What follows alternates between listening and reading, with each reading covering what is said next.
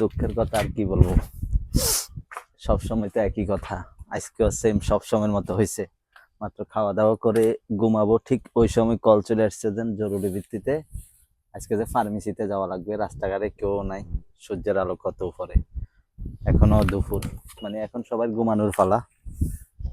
ঠিক ওই সময় মানে কল আসছে যে ফার্মেসিতে যাওয়া লাগবে জরুরি ভিত্তিতে, মেয়ে ছোটটা অসুস্থ। আমি একটা জিনিস বুঝি না, ভালো কথা অসুস্থ হইতে পারে, স্বাভাবিক ব্যাপার, কিন্তু দুপুর বেলা বললে তো অন্তত আমার জন্য কাজটা ভালো হয়। আমি মাত্র কিন্তু ওইখান থেকে আসছি, আর এখনো দোকানপাট খুলে নাই।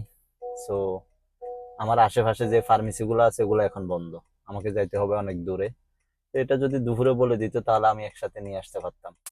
তেমন একটা কিছু না, একটা ফেনাদল সিরাপ ছোট বাচ্চাদের, আর এক ধরনের এখানে লেসগা আছে ছোট বাচ্চাদেরকে দেয়।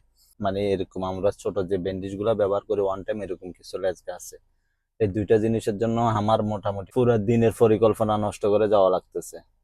এগুলো আসলে বলবো কাকে, কিছুই করার নাই, আসছি যখন এগুলো মেনে নিতে হবে, এটা স্বাভাবিক। আগেই ভালো ছিলাম আসলে, যখন আমি নিজের কাজ করতাম, এর পাশাপাশি আমার গাড়ির তেল খরচ করে যখন কাজ করে দিতাম তখন ভালো ছিল, অন্তত বলতে পারতাম যে এখন আমি বাইরে আছি বা অন্য কাজে আছি।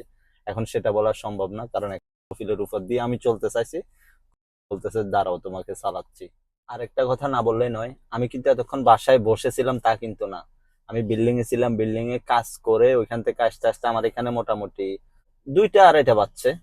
এসে গোসল করে খাওয়া দাওয়া করে যখনই রেস্ট নিব, ঠিক তখনই 3টার দিকে আমাকে বলতেছে যে এখন জরুরি ভিত্তিতে ওষুধ লাগবে।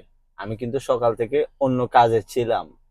এই না যে আমি বাসায় বসে আছি, আমার শুধু কাজই ড্রাইভিং করা তা কিন্তু না, আমাকে অন্য কাজও করতে হয় কফিলের।